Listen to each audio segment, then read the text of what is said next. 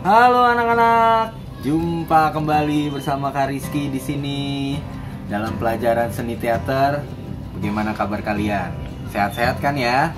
Oke, pada pertemuan kali ini Kak Rizky akan memberitahu kepada kalian pelajaran selanjutnya, yaitu bagaimana membuat naskah teater yang baik.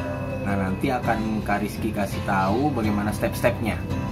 Kita saksikan videonya ya. Oke, pertama-tama kalian harus mengenal yang namanya struktur dramatik. Apa sih Kak struktur dramatik itu?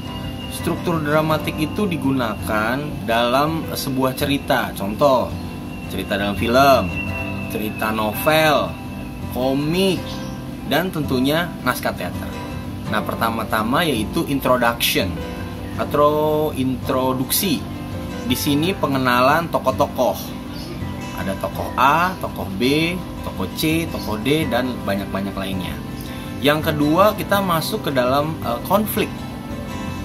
Konflik itu misalnya tokoh A dengan tokoh B.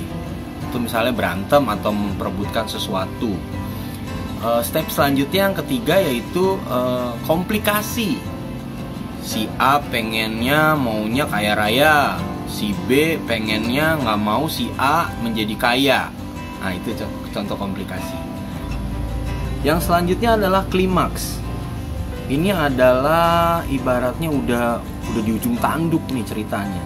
Yang satunya akhirnya berkuasa, yang satunya kalah.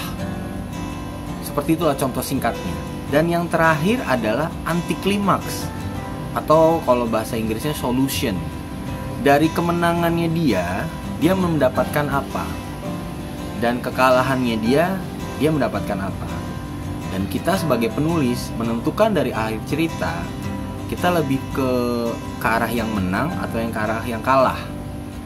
Jadi sad ending atau happy ending gitu.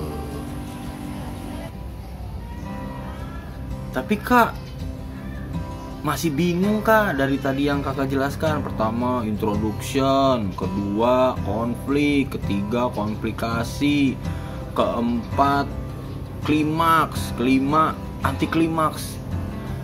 Itu nggak menjawab kalau orang-orang baru kayak kita mau buat nulis sebuah naskah, bingung Kak. Nah, ini nih. Ini memang Kakak jelaskan di sini ya. Pertama-tama kita harus menentukan premis. Apa sih premis? Premis tuh kamu mau nulisnya tokohnya seperti apa? Carinya yang unik.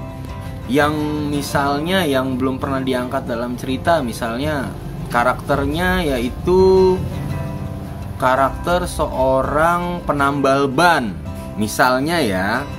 Nah, dia mempunyai cita-cita menyekolahkan anaknya, tapi dia punya halangan. Halangannya adalah bagaimana seorang pekerjaan tambal ban bisa menyekolahkan anak di zaman teknologi yang serba mahal semuanya.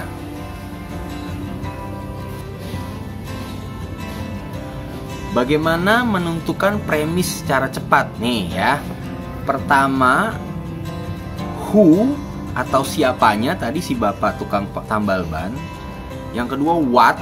What-nya adalah dia pengen menyekolahkan anaknya. Tapi satu lagi masalahnya, but atau tapi, nah itu deh, tapi dia nggak punya uang, atau halangannya adalah tidak punya uang. Nah itu tuh.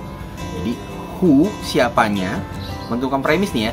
Who siapanya, what apa yang dia inginkan dalam sebuah cerita, dan but tapi ya atau halangannya. Nah,